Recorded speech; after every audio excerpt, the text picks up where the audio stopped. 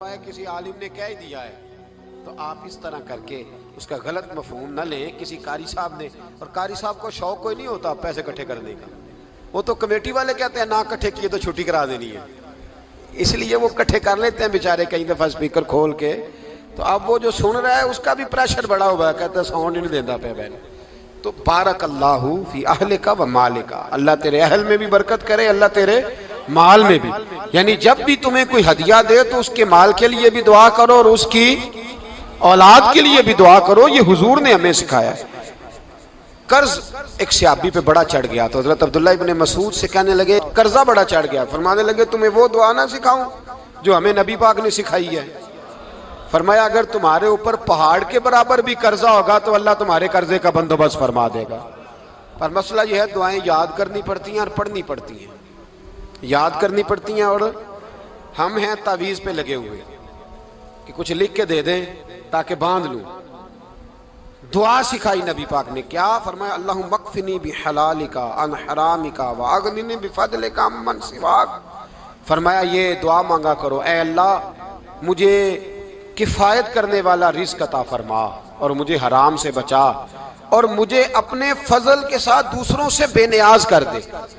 یعنی اس کا سادہ ترجمہ یہ ہے کہ اللہ بندوں کا محتاج نہ کر, مجھے اپنا محتاج. فرمایا یہ دعا پڑھو ادائے قرض کے لیے, ادائے قرض کے لیے یہ دعا پڑھو. اللہ تبارک و تعالی پہاڑ کے برابر بھی قرضہ ہوگا تو تمہیں اللہ اس سے نجات عطا کر دے گا. نبی پاک صلی اللہ تعالی علیہ وسلم نے ایک حدیث میں غصے کی دعا بھی بتائی ہے. ویسے میرے خیال میں لوگوں کو غصہ نہیں آتا, آج کل غصہ نہیں آتا, لوگوں میں تکبر آ گیا ہے. اپنے سے چھوٹے پہ غصہ آتا ہے, اپنے سے تگڑے پہ کیوں نہیں آتا. جس آدمی نے گلی پہ خیرات مانگنے والے پہ غصہ کیا وہ ایس ایچ او صاحب پہ کیوں نہیں کرتا. غصہ تو غصہ ہے نا, سب پہ ہونا چاہیے, لیکن بڑا سمجھدار غصہ ہے. غریب آدمی کو دیکھ کے غصہ آتا ہے, امیر آتا ہے تو غصہ نکل جاتا ہے. تو میں تو کہتا ہوں لوگوں کو غصہ, اگر تجھے غصہ آتا ہے تو مار دیوار کے ساتھ ٹکر تیرے غصے کی سمجھ آئے. یہ کس قسم کا غصہ ہے جو غریب پہ ہی ہاتھ اٹھا رہا ہے. تو خدا را خیال فرما, غریبوں کے حق میں بڑا غصہ, مجبوروں کے حق میں بڑا غصہ, ماتحتوں پر. اور اگر چودھری صاحب آ جائیں تو چودھری صاحب آ جائیں تو پھر بہانہ بنا لیتے, کہتے غصہ تو مینوں بڑا آیا سی, پھر میں کیا اور میرے گھر آیا ہے, پھر بہانہ بنا لیا. ایسے نہیں کرو. نبی پاک صلی اللہ علیہ وسلم نے دعا سکھائی بخاری میں, فرمایا جب غصہ آئے تو پڑھا کرو اعوذ باللہ من الشیطان. آتی ہے نا دعا ماشاءاللہ, اعوذ باللہ من الشیطان. جب غصہ آئے تو یہ والی دعا پڑھ لیا کرو. نبی پاک علیہ الصلوۃ والسلام نے ارشاد فرمایا کہ جب تمہارے بھائی کو چھینک آئے نا تو چھینک آنے والے کو کہنا چاہیے الحمدللہ. چھینک آئے اس نے کیا کہنا ہے, یاد ہو جائے گا کیا کہنا ہے, الحمدللہ. اور جو سنے اس نے کہنا یرحمک اللہ. کیا کہنا ہے, یرحمک اللہ, اللہ تجھ پہ رحم کرے. یہ پڑھنا ہے اس نے. حضرت عبداللہ بن مبارک رحمۃ اللہ تعالی علیہ نا دریا کے کنارے کھڑے تھے, کشتی سے اترے تھے ابھی اور وہیں کھڑے تھے. تو ایک آدمی, دو چار لوگ کشتی میں کنارے سے آپ کے پاس سے گزرے تو ایک کو چھینک آئی, اس نے کہا الحمدللہ.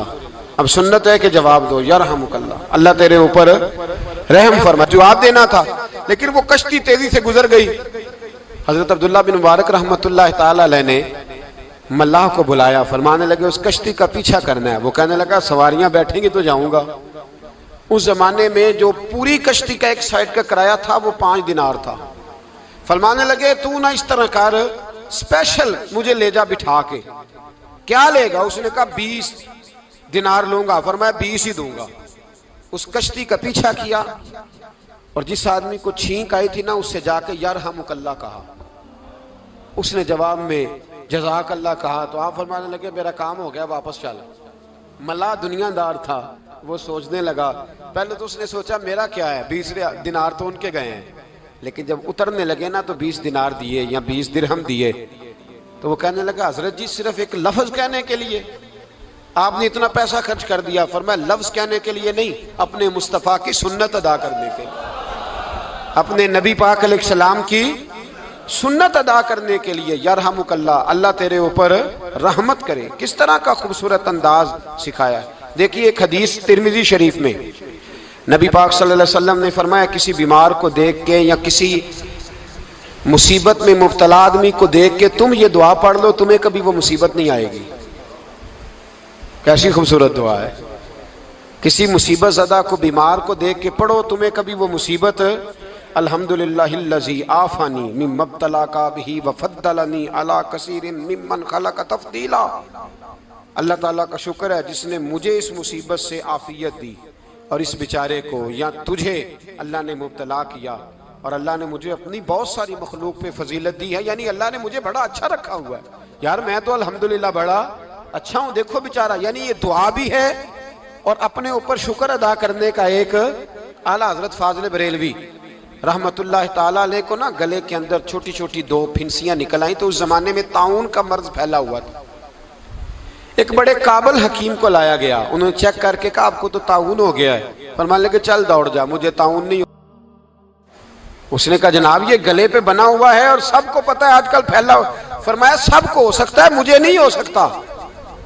کیوں؟ فرمانے لگے ایک بندے کو طاعون ہوا تھا تو میں نے اسے دیکھ کے وہ دعا پڑھ لی تھی جو نبی پاک نے بتائی ہے، لہذا حضور کا فرمان ہے تو مجھے ہر بیماری آ سکتی ہے پر یہ بیماری آ سکتی۔ وہ شخص کہنے لگا جی منہ میں بھی گلٹیاں چلی گئی ہیں، کھول نہیں رہا، کیا ہوگا؟ اعلیٰ حضرت نے کالی مرچ منگوائی، اسے پیس کے زبان کے نیچے رکھا تو ساری بیماری دور ہو گئی۔ فرمانے لگے بلاؤ نہ ذرا اس حکیم کو جو کہتا تھا طاعون ہو گیا ہے، وہ تو صحیح ہوتا ہی نہیں اتنی جلدی۔ فرمایا ہر چیز بدل سکتی ہے پر میرے نبی کا فرمان نہیں بدل سکتا، میرے رسول پاک علیہ السلام کا فرمان نہیں بدل سکتا۔ تو عزیز دوستو، نبی پاک اب بڑی خوبصورت بات آئی، ساری خوبصورت تھی، بڑی پیاری بات آئی۔ دنیا میں سب سے حسین چہرہ اللہ نے اپنے رسول کو عطا فرمایا ہے۔ نبی پاک کا چہرہ بھی حسین ہے، مکھ چند بدر شاہ شانی ہے، متھے چمک دی لاٹ نورانی ہے، کالی زلف تے اکھ مستانی ہے، مخمور اکھی ہیں مد بھری۔ پیارا چہرہ ہے حضور کا، جتنا چہرہ پیارا تھا اتنے ہی حضور کے اخلاق بھی بڑے پیارے تھے۔ لیکن میرے نبی پاک علیہ السلام جب آئینہ دیکھتے، کیا دیکھتے؟ حضور جب آئینہ دیکھتے، ہمارے نوجوان بھی سارا دن آئینے کے آگے کھڑے رہتے، کبھی بال اس طرح کے بناتے ہیں کبھی اس طرح کے۔ تو میرا کئی دفعہ دل کرتا ہے کہ میں ان سے کہوں کہ تو آئینے کو کہہ رہا ہے جھوٹ بول، پر وہ کیسے بولے؟ تو کہہ رہا ہے آئینے کو کہ تو کیا سب سے پیارا تو ہی لگ رہا ہے، پر وہ کیسے بولے؟ اس نے تو سچ بتانا ہے۔ ان کو آئینہ جو دکھایا تو برا مان گئے۔ تو میرے عزیز یاد رکھیے گا، نبی پاک صلی اللہ علیہ وسلم بھی آئینہ دیکھتے۔ آئینہ دیکھنا حضور کی سنت ہے، کوئی سنت سمجھ کے آئینہ دیکھے گا تو ایک دفعہ دیکھنے پر 100 شہیدوں کا ثواب ملے گا۔ لیکن نبی پاک صلی اللہ علیہ وسلم آئینہ دیکھتے کیا کہتے؟ اللہم انت حسنت خلقی فحسن خلوقی۔ یا اللہ، یہ دیکھیں حضور نے ہمیں سکھایا ہے، یا اللہ جس طرح تو نے میری صورت اچھی بنائی ہے میری سیرت بھی اچھی بنا دے۔ یہ ہمیں سکھانے کے لیے دعا، یا اللہ جس طرح صورت اچھی بنائی ہے، جس طرح تو کہتا ہے نا اس دفعہ اس وقت دیکھ لو کپڑوں پہ کوئی داغ نہیں، تو دعا کیا کر باطن کے بھی اللہ داغ دور فرما دے، یہ والا سارا معاملہ بھی ٹھیک ہو جائے۔ آخر کی طرف آتا ہوں، فرمایا جب کھانا کھانے لگو تو دعا مانگو، اور ایک روایت میں فرمایا یہ دعا پڑھ لو، کھانے میں زہر بھی ہوگا تو تم پہ اثر نہیں کرے گا۔ کھانے پہ ایسے میں بڑی تکلیف سے کہتا ہوں کہ آج بھی ہمیں کہنا پڑتا ہے کہ بہت سارے لوگ ایسے ہیں جو ابھی بھی کھانے سے پہلے بسم اللہ نہیں پڑھتے۔ یار بڑے افسوس کی بات نہیں، بڑے افسوس کی۔ حضور نے دعا سکھائی، میں یہ دعا پڑھو گے تو زہر بھی ہوگا تو اثر نہیں کرے گا۔ بسم اللہ الذی لا یضر مع اسمہ شیء فی الارض ولا فی السماء یا حی یا قیوم، جس کی برکت سے زمین و آسمان میں کوئی چیز بھی نقصان نہیں دیتی، اور اے اللہ اے ہمیشہ زندہ رہنے والے اور قائم رہنے والے۔ یہ نبی پاک علیہ السلام۔ اور ایک حدیث میں اور بھی دعا آئی ہے، بسم اللہ شریف تو خیر بخاری میں موجود ہے، مسلم میں موجود ہے، بسم اللہ والا برکت اللہ بھی ایک حدیث میں نبی پاک صلی اللہ علیہ وسلم نے ارشاد فرمایا۔ اور جب کھانا کھا چکے پھر کہا دعا مانگو، الحمدللہ الذی اطعمنا وسقانا وجعلنا من المسلمین۔ اللہ تعالیٰ کا شکر ہے جس نے ہمیں کھلایا بھی، پلایا بھی اور مسلمان بھی بنایا۔ حضرت مرزا مظہر جانے جانا فرماتے ہیں کہ بارش ہوئی تھی تازی تازی، دلی میں تازی تازی بارش ہوئی تھی، ایک بابا لکڑی کے جوتے پہنے کھڑا ہوں، اللہ اللہ اللہ اسی کسے دے کچھ بھی نہیں لگ دے نہ کوئی ساڈا دردی، بابا مست ہو کے جا رہا، اللہ اللہ کرتا جا رہا. ایک طوائف اپنے کوٹھے سے اتر کے تو سیڑھیوں پہ بیٹھی تھی، ساتھ اس کا یار بھی بیٹھا تھا. بابا اپنی مستی میں جا رہا تو بابا جی کے پیروں سے کچھ مٹی اڑی تو اس عورت کے کپڑوں پہ پڑ گئی. پرواہ نہیں، بزرگ گزر رہے. وہ یار اس کا دوڑا ہوا آیا، اس نے آ کے تھپڑ مارا. کا خیال نہیں سارے اس کے کپڑے آلودہ کر دیے، تو کدھر تیرا دماغ نہیں ٹھیک؟ بابے نے نظر اٹھائی، کہا بیٹے میں نے دیکھا نہیں، چل اللہ تیرا بھلا کرے، تو نے بدلہ لے لیا. بابا جی چپ کر کے وَإِذَا خَاطَبَهُمُ الْجَاهِلُونَ قَالُوا سَلَامًا، چپ کر کے گزر گئے. ٹھنڈ کا موسم تھا، بارش تازہ ہوئی تھی، حلوائی دودھ کاڑ رہا تھا. اس نے بٹھایا بابا جی کو پھٹے پہ، پیالہ پکڑا، دوڑ کے آگے بڑھا. بزرگ آ گئے، آئیے بیٹھیے. دودھ کا گرم گرم پیالہ شکر ڈال کے دیا. بابا جی نے دودھ پیا، پھر نظر جھکی، پھر رنگ بدلا. کہنے لگے مالک تو کتنا بے نیاز ہے، کہیں تھپڑ مرواتا ہے، کہیں دودھ پلاتا ہے. تیری بے نیازی ہے نا، ادھر تھپڑ مروایا، یہاں دودھ پلایا، تو ہی جانتا ہے تیرے رنگ کیا ہے. ابھی بابا وہیں بیٹھا تھا، دوڑے آئے پیچھے سے لوگ، شور ہوا. بابے کو دبوچ کے وہاں لے گئے جہاں اس نوجوان نے تھپڑ مارا تھا. کہا تو اللہ کا بندہ ہے، اللہ کے بندے بد دعا تو نہیں دیتے. ہوا کیا؟ کہا تو نے بد دعا دی ہے؟ کہا نہیں دی، بات بتاؤ. کہنے لگے اس نے تجھے تھپڑ مارا ہے، چھت پہ چڑھا ہے، پیر پھسلا ہے، گردن کے بل گرا ہے، من کا ٹوٹ گیا، مر گیا ہے، تو نے بد دعا دی ہے. بابا جی کہنے لگے یار میں نے تو دوسرا لفظ بھی نہیں کہا، بھلا ہو کہہ کے گزرا ہوں، میں نے نہیں بد دعا دی. کہا تو نے دی ہے تبھی تو مر گیا. کہا نہیں دی. کہا بابا تو بزرگ آدمی ہے، سچ بول. تو بابا جی کہنے لگے سچ سنو. پھر میں آ رہا تھا، میرے پیروں سے مٹی اڑی، اس کے یار کے کپڑوں پہ پڑی، اسے برا لگا، اس نے مجھے مارا. جب اس نے مجھے مارا تو میں کوئی لاوارث تو نہیں تھا، جب اس نے مجھے مارا تو میں کوئی لاوارث تو نہیں تھا. مجھے دشمنوں نہ چھیڑو، میرا ہے کوئی جہاں میں ابھی پکار لوں گا، نہیں دور ہے مدینہ. اس نے مجھے مارا تو میں کوئی لاوارث تھا کہ میرا بدلہ کوئی نہ لیتا. اس نے مجھے مارا ہے تو میرے یار کو برا لگا ہے تو اس نے اسے مار دیا ہے، میری تو غلطی کوئی نہیں. یاروں کا جھگڑا ہے، یہ تو دوستوں کا جھگڑا ہے، یہ تو یاروں کا جھگڑا ہے، کوئی غلطی نہیں میری، کوئی غلطی نہیں. خش خش جنہ قدر نہیں میرا، اے میرے صاحب نو وڈیائیاں، میں تے گلیاں دا روڑا کوڑا، میں گلیاں دا روڑا کوڑا.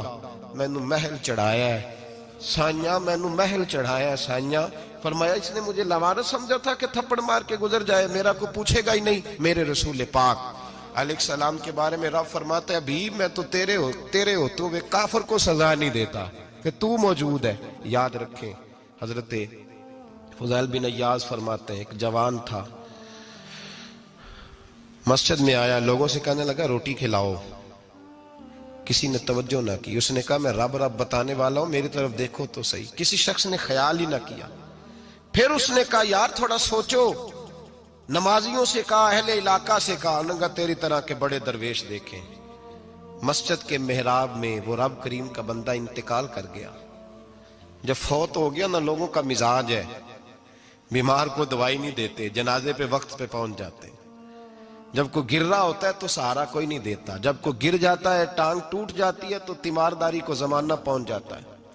اور بزرگ وہ نوجوان اللہ کا نیک بندہ مسجد کے محراب میں فوت ہو گیا. حضرت فضیل ابن عیاض کہتے ہیں امام صاحب نے اعلان کیا چندہ دو، کوئی لاوارث فوت ہو گیا، کفن دینا. چندہ کٹھا ہوا، کفن خریدا، جنازہ پڑا، عشاء کے بعد دفن کر کے آئے. فجر کی نماز کے لیے جب امام اور مؤذن مسجد میں آئے تو چیخیں مارنے لگے، تڑپنے لگے، دور دور تک آوازیں پھیل گئی. دنیا دوڑی آئی، کیا ہوا؟ کہنے لگے وہ جو تم نے کفن پہنایا تھا وہ یہاں پڑا ہوا ہے، اور دیکھو کفن پہ تحریر لکھی ہے. تحریر کیا ہے؟ عرش کے مالک نے فرمایا میرے دوست نے روٹی مانگی، تم نے دی نہیں. اس نے تمہیں میرے قریب کرنے کے لیے اپنی طرف توجہ کرائی، تم نے کی نہیں. اور میرا یار تمہارے کفن کا محتاج تھا، سنبھال کے رکھو اپنا کفن، میں نے اسے جنت کا لباس عطا فرما دیا، سنبھال کے رکھو. یہ کوئی لاوارثوں کا ٹولہ ہے؟ یاد رکھیں جو وارث والے ہیں، وارث والے ان کا رنگ اور ہے، جو ماننے والے ہیں ان کا مزاج اور ہے. اپنی زندگی لاوارثوں کی طرح